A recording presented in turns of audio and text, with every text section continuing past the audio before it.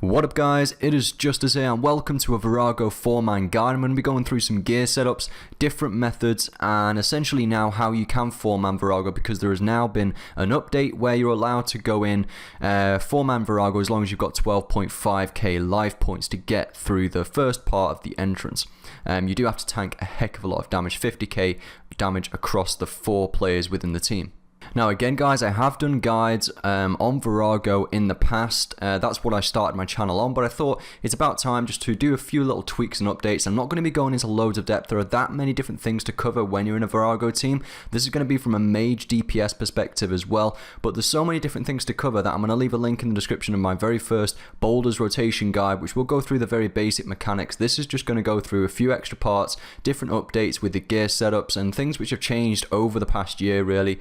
Maybe things which I wouldn't have highlighted a year ago when I wasn't as good as I am now as well. I'm no pro DPS or anything, but I'll go through the basics and link you in with how we're actually completing this 4-man VORAGO kill.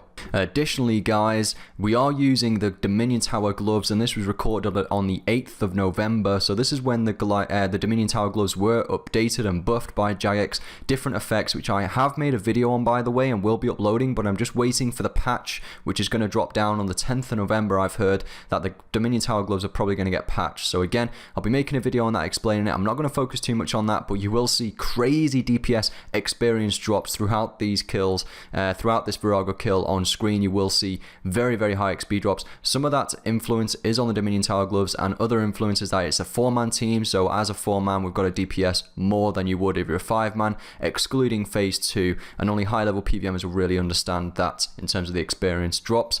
But I'm going to get straight into this video now and in terms of guiding you through what we're doing here as a 4-man. And by the way guys, the same rules, methods apply throughout this kill even if you weren't wearing Dominion Tower gloves. 4-man VORAGO is still possible with tier 90 gloves or superior elite void, or even less, but it's still possible, fairly easy with tier 90 or superior elite void. Alright, so I'm going to go into the gear setup now. As you can see, straight away I've got full set tonic on, significantly cheaper than what it was a year ago, due to the energy prices now and how many there are in game.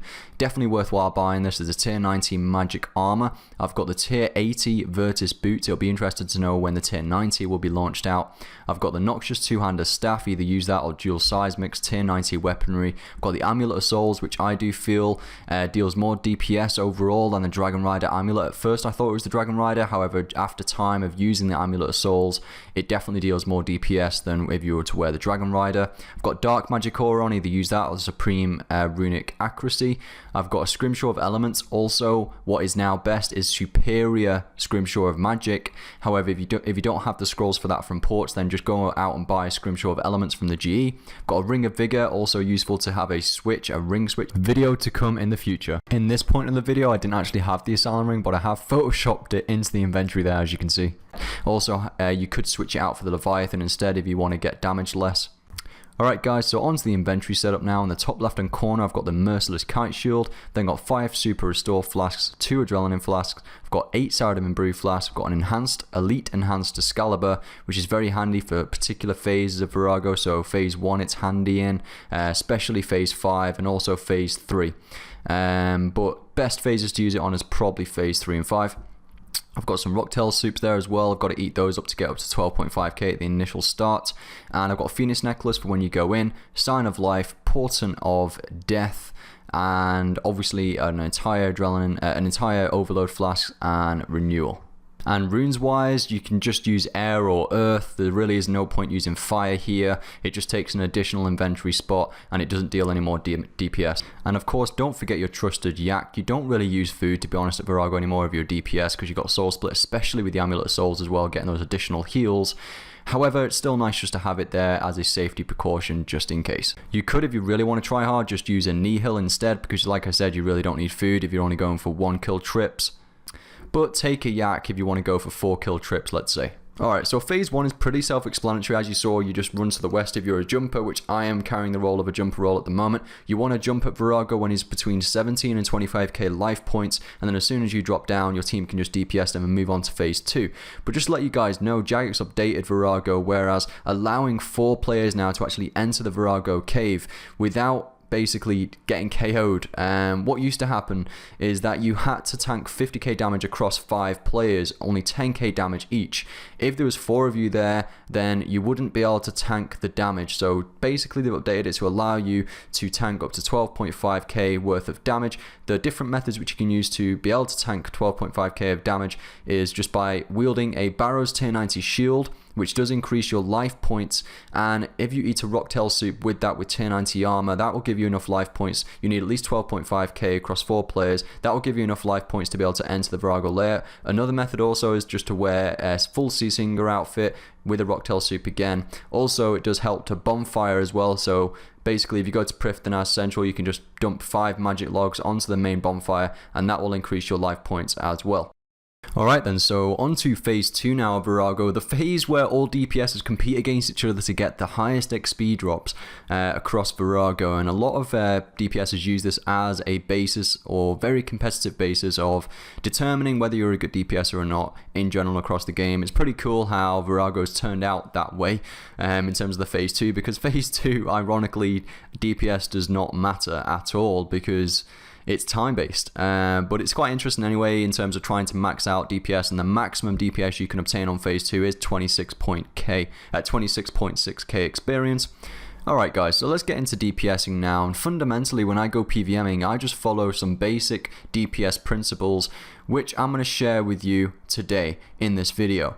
And these principles essentially are just knowing what basic abilities to use over others, when to use them, and essentially just utilizing all 3 threshold abilities for magic within the Sunshine rotation. And the other important thing, guys, to follow is obviously when to use that Sunshine ability. It's all about timing. So if you follow these important principles, then you're bound to DPS more than the average player. So the most important thing is to know when to Sunshine, which is directly after the first reflect. You want to go through a full Sunshine rotation. Then after the next reflect, you want to go through another Sunshine rotation, but in a different method, which I'll show soon. On the first Sunshine rotation as well, you want to be utilizing the adrenaline pot. So you want to drink in a dose of that, which will, in combination of your Ring of Vigor, help you get to those thresholds quicker. So the main basic abilities you want to be using are Sonic Wave, Fire Breath as much as possible. You want to use Sacrifice over the Rack ability, which you can see on my ability bar on the number 3. That is Rack. Rack deals 94% of your active spell damage. However, Sacrifice deals 100%. So you want to use Sacrifice more than Rack, but Sacrifice has a longer cooldown. So whenever you can use Sacrifice, use it and exploit that. Chain ability, you want to use the Chain ability over Impact, because Impact has the same spell damage, which is 100% of the spell damage, but it actually has a quicker cooldown, which means you can use the Chain ability more often. So essentially, if you're using Impact, just don't use it. Use the Chain ability, because you can't even stun VORAGO anyway. When you're in Sunshine, you want to just make sure you exploit all 3 thresholds. You want to exploit Wild Magic, Asphyxiate, and the Smoke Tendrils magic ability. And make sure essentially if using the Noxious Staff to use Sonic Wave before those, just to increase the accuracy of your threshold hits. If you're using Dual Seismics, then it's just about using Concentrated Blast and cutting it off after the second blast. I don't want to bury everybody into the ins and outs of DPSing too much within this video, because it can get very complicated. I potentially may create a specific ability rotation in the future for Mage DPS, but there's that many things that potentially can go wrong when you're bossing. The most important thing to know is to understand the principles behind the abilities, which is why I just wanted to explain the best basics to use, and then just make sure you exploit all 3 thresholds within a Sunshine. And if you can do that effectively, then you're going to deal enough damage to really take down any boss on the game. Whilst the second link is active on a player, that's when you want to be charging up Adrenaline 200%. Whether you whack on your shield, use defense abilities, you can also spam VORAGO, you can also spam the ground, and hit abilities, and that can actually charge up your Adrenaline as long as you've got a target. Now make sure you've got 100% Adrenaline. I'm just going to come back to the start of this method now on screen for you. The Natural Instinct is an ultimate defense ability that does not require a shield. All it requires is you completing the World Wakes quest. The player's adrenaline rate is doubled for 20 seconds, and this results in an extremely fast adrenaline gain. So whack that on right after the second reflect or / link on VORAGO in phase 2. Charge up to 100% adrenaline. Whack on your Sunshine again, which should have cooled down by then. Keep hitting basic abilities at this point. You cannot use an adrenaline dose because you would have used that on your last Sunshine. Keep using basic abilities until that little Natural Instinct symbol disappears. So when 20 seconds elapses, then whack on your thresholds, exploit all your thresholds within that sunshine ability, and boom, you've completed that next sunshine rotation. And that is a huge tip to essentially get up to those thresholds quickly so you can exploit all 3 thresholds within a sunshine rotation effectively. So that's 2 methods. First method, make sure you exploit the adrenaline pot. The second method, make sure that you exploit natural instinct. Once you've literally have 2 full sunshine rotations like that within VORAGO, your third one, you just exploit a couple of thresholds and basics because you won't have sunshine ready. And guys, because I have been so focused on the MAGE DPS perspective, what you would have saw behind the scenes is my teammates in the background. I'll just quickly go over the voking order just in case anybody doesn't know, just to update the guide again. Within a voking, within a team of 4 and even within a team of 5 at VORAGO or plus, the base tank will take the first 2 vokes, then the bomb tank will come in within melee distance when the vokes begin, and the bomb tank will take the 3rd and 4th voke, and then one of the DPSs will volunteer to take voke 5, and that's essentially how it works. And you know when a team's got the voking correct and pristine when everybody does it within melee distance and VORAGO doesn't move. And that's phase 2 pretty much wrapped up, guys. I hope you enjoyed the little DPS tips there, which should help you increase your DPS efficiency whilst in phase 2. Just make sure you're using the right basic abilities, prioritizing which ones to use, and exploiting 3 thresholds within your sunshines. Obviously the first one utilizing your adrenaline pot dose, the second sunshine which you do utilizing natural instinct within that. So moving on to phase 3, you want to be death dotting upon each other, all the DPSs, and the bomb tank obviously further away. I'm just strolling here around like a numpty, but essentially I get within death dot. If you all stand on each other, the damage taken from the boulder, if it lands on you and your team, is reduced significantly. A little tip right at the beginning, phase 3, just whack out thresholds, do not sunshine until after the first reflect is over. If you're standing by yourself and the shadow appears beneath you and the boulder drops upon your face, then you will get hit 8k, and most of the time, in most cases, that will KO you and you will die unless you have a sign. I decided just to punch VORAGO there. Do not do that. That is not efficient DPSing whatsoever. But essentially, right after the first reflect at VORAGO, you want to hit on your sunshine with the rest of the DPSs and just DPS like crazy, hopefully, and get it down as quick as you can. And in most cases, you'll be able to get it down right after the second reflect of VORAGO. So it's very, very useful to do. As you see here, we almost get it down within the first reflect. I think we get it around 20k, and if we obviously try harder a little bit more, let's say the bomb tank was DPSing, then we may have got it done, and we may have got it down within 1 reflect as a 4-man team. One influence of that, however, is the spellcaster gloves which we are wielding, or the swift gloves or Goliaths if using range or melee. On to phase 4 now, and in phase 4 essentially just make sure you've got VORAGO targeted at the beginning, make sure it's a surge into the waterfall to keep that target activated, and then use Sonic Wave if using the Noxious Staff, and then Wild Magic, and then asphyxiate directly outside of that waterfall. That is the way to increase your DPS throughout this phase. Unluckily though, I do get the minion. If you get a minion or a clone, hit Anticipate straight away so you don't get stunned, and then just try and whack out a threshold or a few basics on the minion. Due to you not being stunned as well, you should be able to then DPS the minion down fairly quickly. Make sure if you're a DPS to go and DD, death dot that is, onto the base tank once again in case a boulder does drop upon you all. It's a team effort this, do not go like a lone wolf, you want to stay with the pack. You want to hit off your sunshine just before VORAGO casts out the first boulder within phase 4. And again, the voking order, same as what it was in phase 2. Base tank takes 2 vokes, bomb tank takes 2 vokes, and then the DPS of voke 5 takes his voke. And that was a bit messed up there. Obviously, it helps again if you're MD, but it's slightly harder on phase 4 with everything that's going on.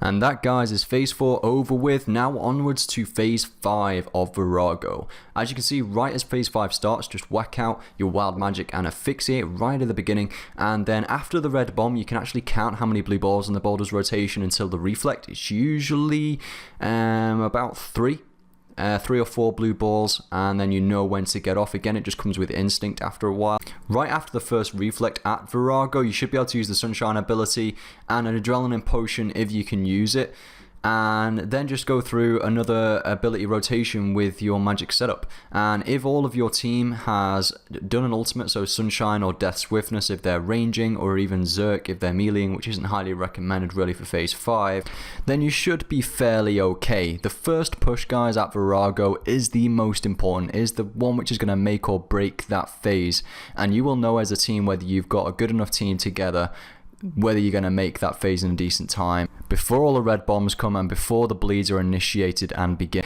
That is the most important one. Talking about bleeds, by the way, the smaller your team gets, the higher chance that as an individual you're going to get double bleeded or triple bleeded by VORAGO. And by bleeded I mean VORAGO will instill almost like a slaughter effect upon you, and that really hurts you, right? So it helps, by the way, to have melee prayer on when the Vokes start, just in case you struggle to get that off. But the best method for actually counteracting these bleeds from VORAGO are... Alright guys, so essentially if you get the first bleed like my teammate does here, you want to use freedom. You then want to move within melee distance of VORAGO with melee prayer on preferably. If you get the second bleed, you then want to run backwards until that bleed disappears. If you get the third bleed again, you want to make sure you're far enough away and then surge in, and then that third bleed will disappear. And that is one of the best methods to overcome in case you get 3 bleeds, which is that there's a very high chance of you getting 3 bleeds when you're in a smaller team. On the second sunshine rotation, which you will see in a second, right after this reflect, as you can see, I've charged myself back up to 100% adrenaline, whacked on my shield just to keep stalling that adrenaline. You can also spam click the ground and use abilities, I think that still works. Use natural instinct, which you just saw me use there, and then whack on sunshine once again. Alright, so I'll just let the kill play out. I hope you enjoyed watching this. It was a 4-man VORAGO kill as well. And in the background there, we've got the troll of the team, Mr. Jacko, the Golem, one and only Bomb Tank, and we've got Martin, a DPSing, and Patrick. And also, if you spotted a hippie throughout any of these clips, that is Ashley, also known as Red Bomb. He was also bomb tanking in another clip, which I've used for this video. So yeah, anyway, loads of fun. Gonna be streaming again probably this afternoon for a couple hours. Time is just flying by. I just wanted to make some videos this weekend for you guys, so I thought I'd make a VORAGO guide and just update a few things.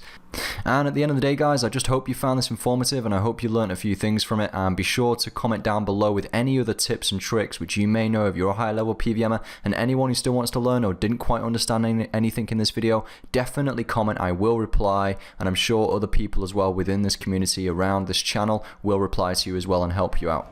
Good luck on your PVM trips, happy scaping, and I'll see you in my next video.